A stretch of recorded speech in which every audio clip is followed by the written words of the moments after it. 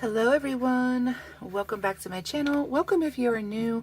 My name is Brittany, and in today's video I'm going to share with you my progress on the 100-day project. 2024 is my first year participating in it, and to be a little different, I decided to make this challenge my own by busting up the 100 days into 12-day segments. So for the next 12 days, I said that I was going to practice mending. So I'm just going to turn to that. And it's so funny. I thought that I had plenty of things to mend, but when I actually got into this 12-day part of the challenge that I created for myself, I didn't have enough items. So it took me a while to figure out what I was going to do for all of this. But basically what I had wanted to do was practice things that had been piling up on my to-do list, or different things that I hadn't have any experience with or that I wanted to try. And embroidery mending was one of the things that I wanted to try. I hadn't done this before. I had seen it on like Pinterest. I'd seen a couple YouTube videos, and I was like, well, that's a really creative way to fix things. So I thought one day I'll get around to it and I'll do it. And I just never did. So the 100-day project really helped me to get on top of those projects that I had been setting aside. So for March 25th, this was my first day of this 12-day period where I did the embroidery mending. I decided that I was going to try the embroidered star. And my Coachella sweater from last year, when I had ordered it, I was so excited to get it that I tore open the package with a pair of scissors, and I actually cut the shoulder of the sweater with the scissors, and I was so upset with myself. So I hadn't even washed this or worn it yet, and I had already damaged it. So I decided that I was going to stitch it so that it was like all ready to go for this year. And I had wanted to try the star. However, my star came out more like a snowflake, and I'm not sure if that's because my stitching was too tight. I'll try to hold this up so you guys can see. But it was supposed to be this nice little even star, and I think I just pulled my stitches too tight, or I aligned like the beginning of my stitches wrong, and it kind of like made a tight snowflake. But it's still pretty cool, and I like it.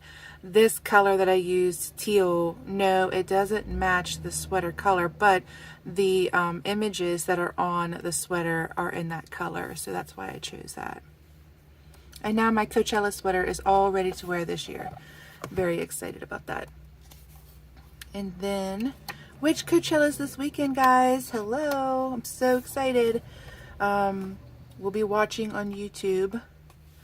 But for the next day, March 26th, I had this night blouse that I really enjoyed wearing when I sleep. Very comfortable, kind of light and breezy, so I stayed cool. And it had this tear because it's kind of old and the fabric's kind of getting a little thin. So I decided that I was going to try the leaf pattern.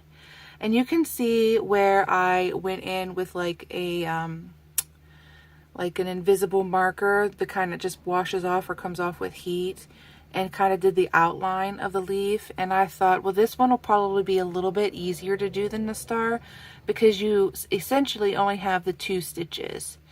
And it came out a little bit better, but it's still a little wonky. And again, I don't know if that's because I was pulling my stitching too tight, or if maybe my fabric was too thin for this type of mending, but I liked it, so I went with it. For March 27th, working on this same blouse again, there was another area towards the top. You can see here where like the bust of the shirt ends and the beginning of the bottom of the shirt starts. And I decided it was just a very small hole that I was going to do some sashiko stitching to kind of give it like a messy stitched pattern. And I think it turned out pretty good. So that was a good one, a good experience. And then for March 28th, I decided I was going to try a heart. And this sweater is one of my favorite pullovers. It's a sweater, hoodie, whatever you'd like to call it. And around the cuffs of the sleeves, I had a couple tears and snags. So I decided I was just going to try a couple different things on this sweater. And the first one I tried was the heart.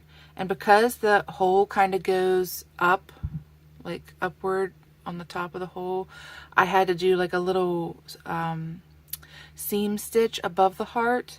And I don't mind it. I mean, again, my heart came out kind of misshaped, and I think that that's partially because of the way I was doing the stitches.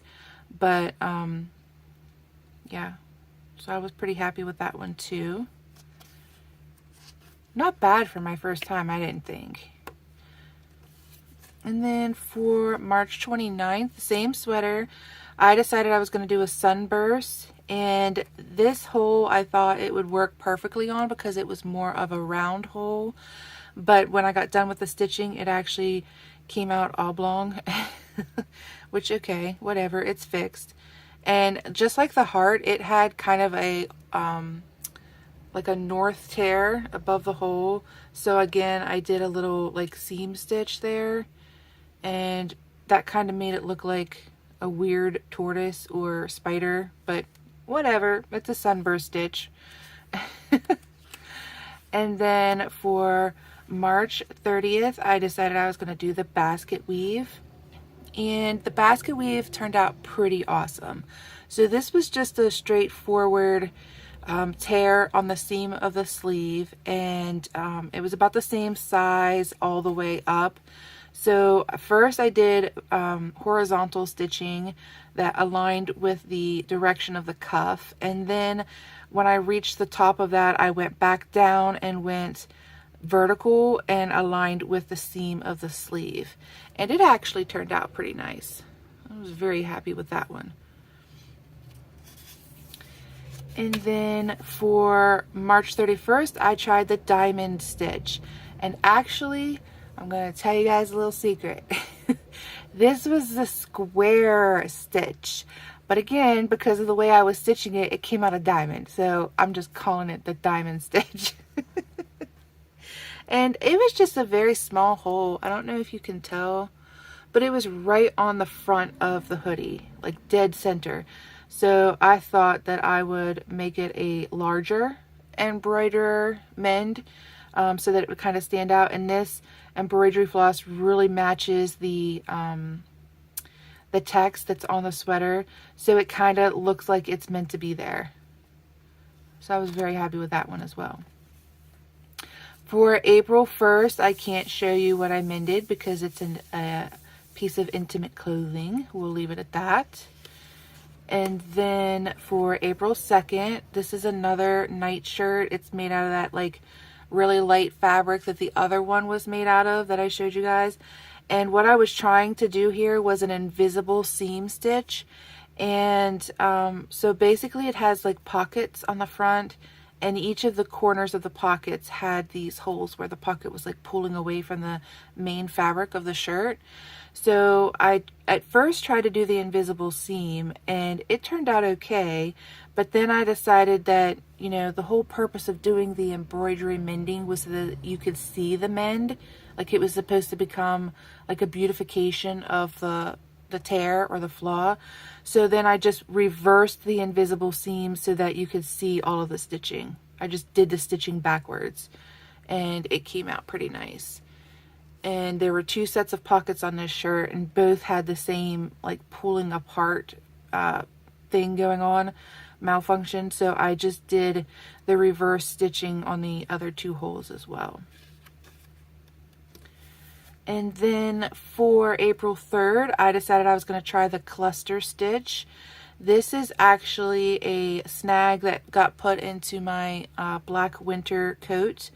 And basically when our dog was really, really small, until he got like acclimated with our house, our house cats. And I say house cats because they're always in the house. Like we never let them go out. They're 100% indoor cats. we decided we were going to separate them. So the cats were like in the back of the house and the dog was in the front of the house, and we used baby gates to do that.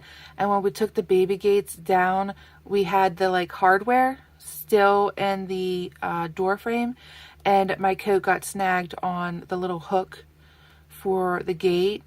So I decided that I was going to do a cluster stitch for this, and I did it in black because I do kind of wear that coat to nicer things and I didn't want it to show as much, but I think it turned out pretty well.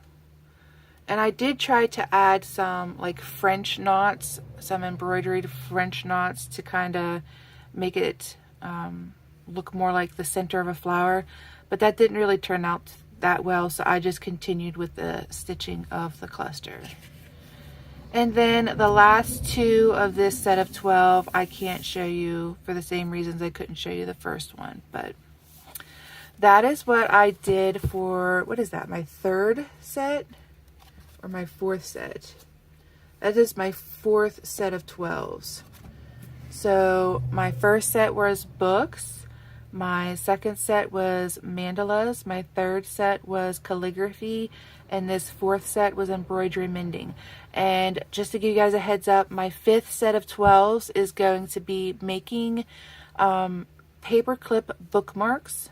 So if you're interested in that, please consider subscribing to the channel and turning on notifications. That way you'll get an alert whenever that video comes out. And please like this if you enjoyed the content, like the video, to let me know that you want to see more of this stuff on my channel. I do typically try to do art challenges every month, and I do have a separate one from the 100-day project challenge in the month of April. So if you're interested in that, just please stay tuned. But thank you guys so much for watching, and I hope that you enjoyed this content. I'll catch you guys in the next one. Bye guys.